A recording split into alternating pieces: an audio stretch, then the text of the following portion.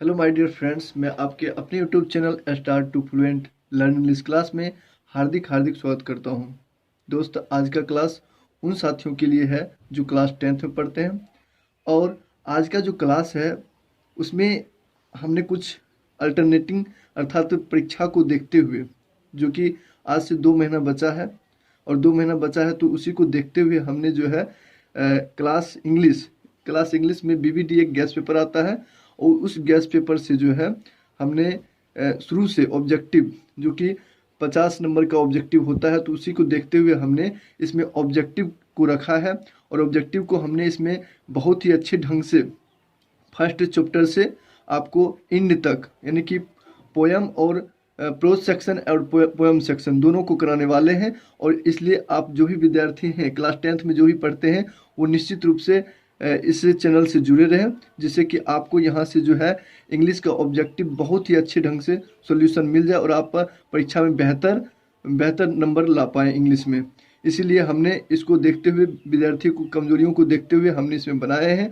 और इसमें जो हमने बनाए हैं, तो सबसे पहले आपको जो है हम यहाँ पर हिंदी ट्रांसलेट इनटू हिंदी देने वाले हैं, जो कि क्लास 10th का जो बुक है, ये आपका जो पैनोरमा है, इसी बुक से जो है आपको इसमें जो फर्स्ट चैप्टर है द पेज फॉर लिविंग, इस चैप्टर में जो है जो भी आपको यहाँ पर ट्रांसलेट इनटू हिंदी किया गया है, उसी से आपको जो भी है ऑब्जेक्टिव रहेगा। और ऑब्जेक्टिव को अगर आपको पढ़ना है, जानकारी लेना है, तो आपको सबसे पहले जो है इसमें जो हमने इसका ट्रांसलेट इनटू हिंदी जो किया है, उसको आप निश्चित रूप से देख लें। क्योंकि अगर आप देख लेते हैं तो आपको जो है बेहतर ढंग से सोल्यूशन इससे मिल जाएगा और आप समझ भी पाएंगे अच्छी तरह से। तो आप एक बार 10-15 मिनट का वीडियो है, आप निश्चित उसको आप एक बार देख ही लें और उसके बाद चलेंगे इस ऑब्जेक्टिव क्वेश्चन में। तो आपको बिल्कुल कोई प्रकार की दिक्कत नहीं होगी, क्योंकि इस ऑब्जेक्टिव में जो है हम पूरी अच्छी तरह से इसका इंग्लिश टू हिंदी कर करके इसको बताने वाले हैं। चलिए तो स्टार्ट करते हैं। तो क्वेश्चन है सबसे पहला, इस प्रोज सेक्शन अर्थात द पेज फॉर लिविंग का जो है, इसमें जो है सबसे पहला क्वेश्चन है, people nowadays think dash then accident times. People nowadays think dash then accident times, अर्थात आजकल लोग जो है दुर्घटना के समय किस प्रकार से सोचते हैं। मतलब कि कहा जा रहा है देन, अर्थात मतलब कि एक्सीडेंट दुर्घटना के समय जो है कैसे सोच रखते हैं। तो क्या डीपर रखते हैं, या फिर फास्टर रखते हैं, या लॉन्गर रखते हैं, या स्लोअर रखते हैं। तो हम यहाँ पर बोलेंगे फास्टर रखते हैं।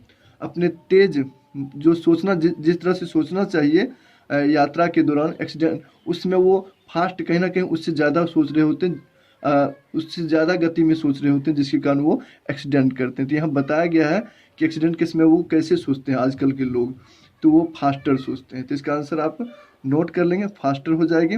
आगे है, RC. Hutchinson wrote that he watched a play in, अर्थात आर.सी. हचिंसन जो नाटक देखे थे, RC. Hutchinson wrote that he watched a play in, अर्थात इस नाटक को आर.सी. हचिंसन जी कहाँ देखे थे, जिसको उसने लिखे हैं उसको उसने कहाँ देखे थे। तो इसमें है, सबसे पहला है शिकागो, या डबलिन, या नीदरलैंड्स, या न्यूयॉर्क। तो उसने देखे थे, हम लोगों ने कहानी में देखा है डबलिन में देखे थे।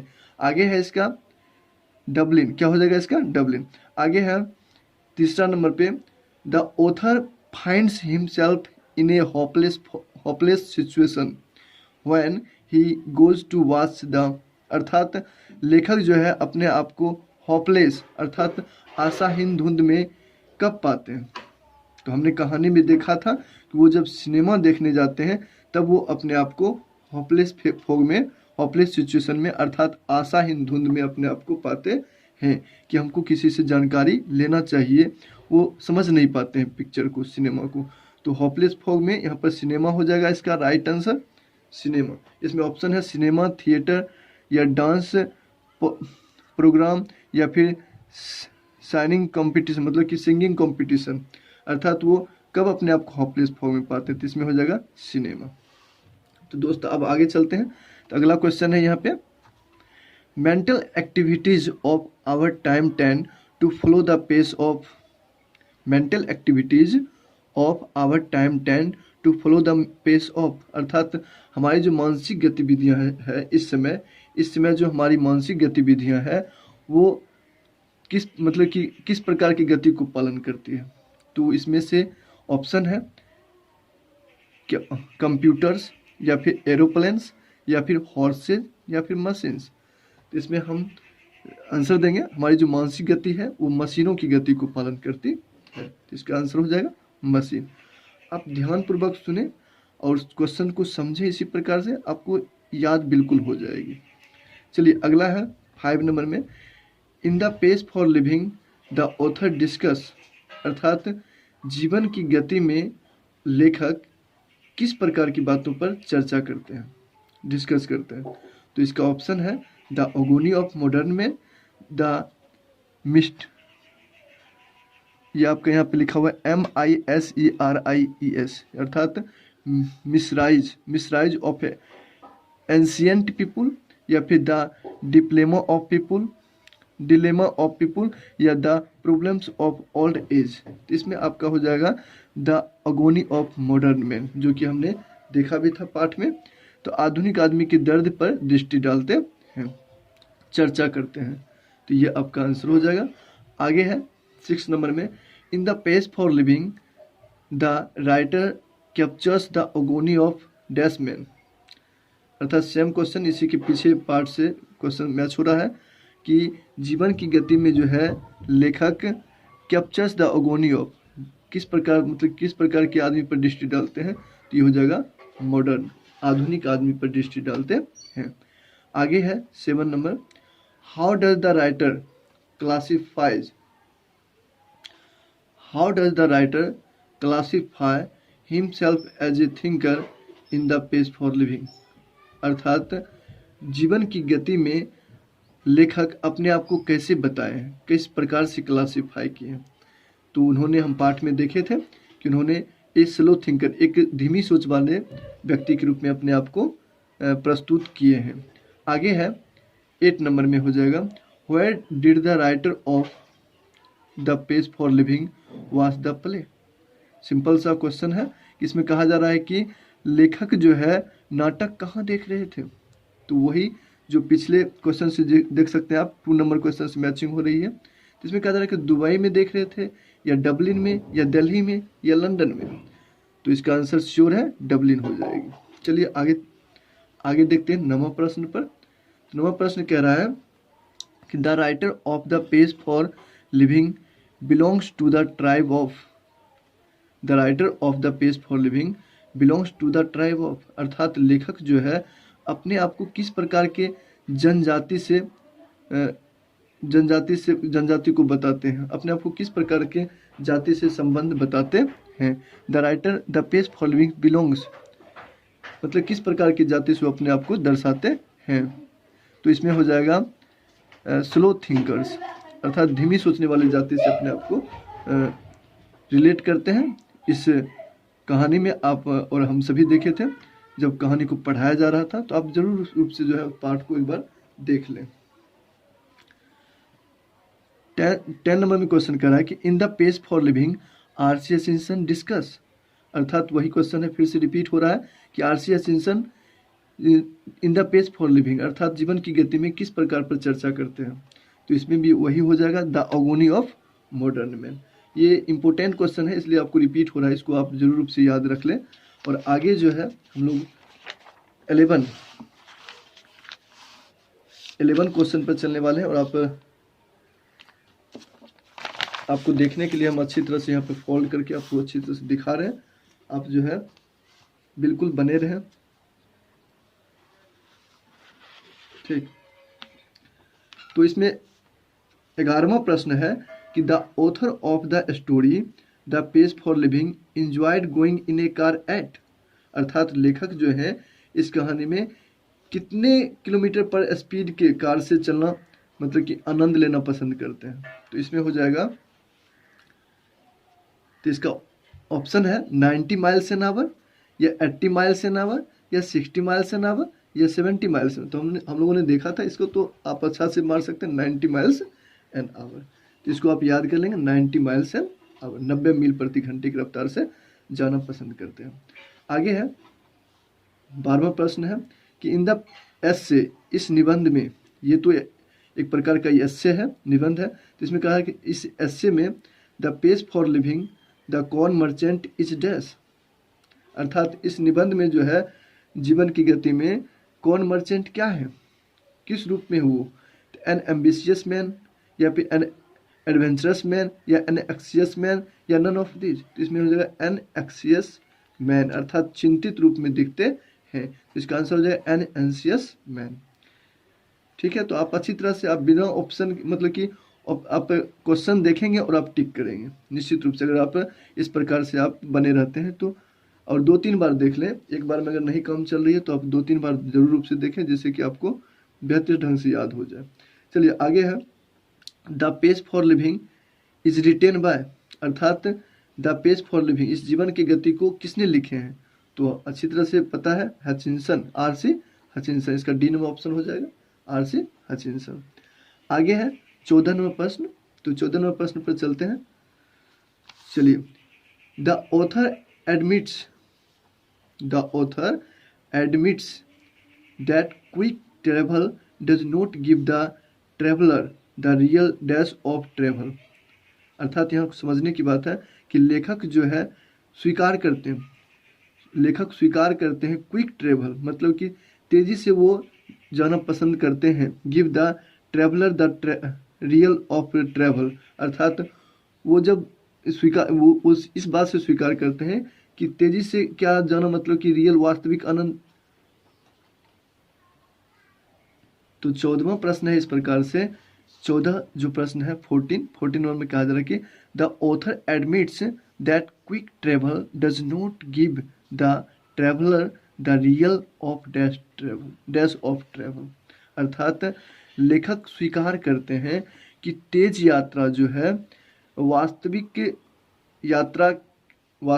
यात्रा से क्या चीज नहीं दे पाती है, वास्तविक यात्रा में क्या चीज वो नहीं दे पाती है। लेखक कहते हैं कि तेज यात्रा जो है वह ट्रेवलिंग के दौरान, यात्रा के दौरान क्या चीज वास्तविक रूप में क्या चीज नहीं दे पाती है, तो वह जो है पेन्स नहीं दे पाती है, या प्लेजर नहीं दे पाती है, या ड्रीम्स, या फिर नॉलेज। तो यहाँ पर हो जाएगा प्लेजर, वास्तविक जो है आनंद नहीं दे पाती है। जिस प्रकार से हम लोग ग्रामीण बसों में जिस प्रकार से यात्रा करते हैं, या फिर राजधानी एक्सप्रेस में यात्रा करते हैं, तो उस प्रकार का जो तेज जो गाड़ी होता है वह वास्तविक आनंद नहीं दे पाता है। चलिए, तो इस क्वेश्चन को आप अच्छा तरीका से समझ गए होंगे। आगे चलते हैं 15 नंबर में। तो आगे 15 नंबर में कहा जा रहा है कि the main character in the play which the author saw was dash a या एन डैश कॉर्न मर्चेंट, अर्थात ए या एन कहने का मतलब है कि जो कॉर्न मर्चेंट है उसमें क्या लगेगा, मतलब कि वो किस प्रकार से था। कहा कि मेन कैरेक्टर जो है, मुख्य पात्र जो है प्ले का, which the author saw was, जिसको देख रहे थे लेखक, वो डैश थे, डैश कॉर्न मर्चेंट, वो किस प्रकार से थे, तो वो इल्डरली थे, या फिर हैंडीकैप थे, या फिर यंग थे, या फिर डायबिटिक थे। तो ये क्या हो जाएगा यहाँ पे, तो यहाँ पे हो जाएगा इल्डरली यानी बुजुर्ग थे, तो यहाँ पे ए या एन होगा तो एन इल्डरली हो जाएगा, तो इसलिए ए या एन का प्रयोग किया गया। Weak hearted means same as, अर्थात वीक हार्टेड, यहाँ पे क्या वीक हार्टेड अर्थात कमजोर दिल वाला का मीन्स क्या होगा, सेम मीन्स बताइए इसका क्या होगा समान अर्थ। तो इसमें क्विकी दिया हुआ है, या फिर फ्रीकी, या फिर डीकी, या फिर डिसअपेयर, तो यहाँ पर हो जाएगा डीकी का मतलब होता है कमजोर हृदय वाला। तो इसमें हमने पाठ में देखा था, तो ये जो था कॉर्न मर्चेंट तो डीकी था, तो इसलिए उसका हृदय बहुत कमजोर था, तो इसलिए डीकी हो जाएगा। चलिए आगे है 17 नंबर प्रश्न कि which word in the passage stands for worship, which word in the passage stands for worship, इसका हो जाएगा अडोरे, मतलब कि पूजा का जो यहाँ पे कहा जा रहा था, यहाँ अडोर हो जाएगा। ठीक, तो आगे है पैसेज में ये दिया हुआ था अडोर। तो आगे है how many girls were in film, अर्थात उस फिल्म में जो देखा था जिसमें उसमें कितने, उस सिनेमा में जिसमें वो होपलेस फॉग में अंदाज में आ रहे थे लेखक, तो उसमें कितनी लड़की थी, तो ये पूछा जा रहा है। तो जिसमें हमने देखा था कि 3 लड़कियां थी, एक टॉल ब्लोंडी था, एक मीडियम ब्लोंडी था और एक शॉर्ट ब्लोंडी था। शॉर्ट ब्रूनेट मतलब कि जो एक काले भूरे भूरे बाल वाली थी, एक लंबे भूरे ना, तो इस प्रकार से था। तो इसमें हो जाएगा आपका 3 गर्ल। तो इसमें ऑप्शन में आपका बी नंबर हो जाएगा 3 गर्ल। आगे है 19 नंबर प्रश्न। तो इसमें कहा जा रहा है slow thinkers have a disadvantage when it comes to earning a dash. अर्थात धीमी सोचने वाले जो है उसको हानि होती है। डिसएडवांटेज का मतलब हानि होती है या फिर कमी होती है। When it comes to earning, उसको कमाने में जो है वो किस प्रकार से अक्षम हो जाते हैं। तो इसमें हो जाएगा आपका जीविका चलाने, अर्थात लिविंग हो जाएगा। अर्थात वो अपने जीविकोपार्जन में भी वो अक्षम महसूस करते हैं। तो जो कौन ऐसे व्यक्ति होते हैं जो धीमी सोचने वाले होते हैं। तो इसमें हमने पाठ में देखा था वर्णन में स्लो थिंकर्स का, यहाँ पे हो जाएगा लिविंग। लास्ट नंबर क्वेश्चन है, क्योंकि हम अभी जो है आपको 20 प्रश्न ही इसमें कराएंगे और अगले पार्ट में जो है इसका पूरा एकदम जो है 45 तक हम कोशिश करेंगे कि इसको 2 पार्ट में जो है बांट के आपको बता दें, जिससे कि आपको अच्छी तरह से समझ में आए और याद भी हो जाए। चलिए, तो 20 नंबर प्रश्न है the elderly corn merchant was a man of dash. अर्थात जो बुजुर्ग अनाज व्यापारी था was a man of dash, अर्थात वह क्या था, वेल्थ, धनी था या फिर एंजाइटी था या फिर प्रॉपर्टी था उसके पास या फिर वो डिकी था। तो इसमें आपका जो है एंजाइटीज हो जाएगा। डिकी भी आ रहा है, लेकिन वो जो है यहाँ पे कह रहा है कि कौन merchant was a man of dash. तो मैन ऑफ डैश का मतलब वो किस तरह से घिरा हुआ रहता था, किस प्रकार के लोग थे वो, तो वो एंजाइटीज थे, अर्थात चिंताओं से घिरे हुए व्यक्ति थे। हमने पाठ में देखा था इस प्रकार से। तो यहीं तक इसका आज हम सॉल्यूशन करेंगे और अगले क्लास में जो है हम आगे के ऑब्जेक्टिव को अच्छी तरह से बताएंगे, जिससे कि आपको अच्छी तरह से याद हो जाए। अगर आपको अच्छा लगा होगा वीडियो तो आप शेयर जरूर करें, और हम आपको यहाँ पे सारी वीडियो क्लास मतलब परीक्षा से पहले हम कोशिश करेंगे कि आपको सारा का सारा यहाँ पे क्लास दे दें इस बीबीडी गैस पेपर का सॉल्यूशन। और आप कमेंट में ज़रूर करें, और जैसे कि कमेंट आप करेंगे तो हमें प्रोत्साहन मिलेगी और हमें इससे और अच्छा से वीडियो आपको प्रोवाइड कर पाएंगे। चलिए दोस्तों, इसी पे अपने वाणी को बेंड अप करते हैं। So thank you very much, all the best, have a nice day.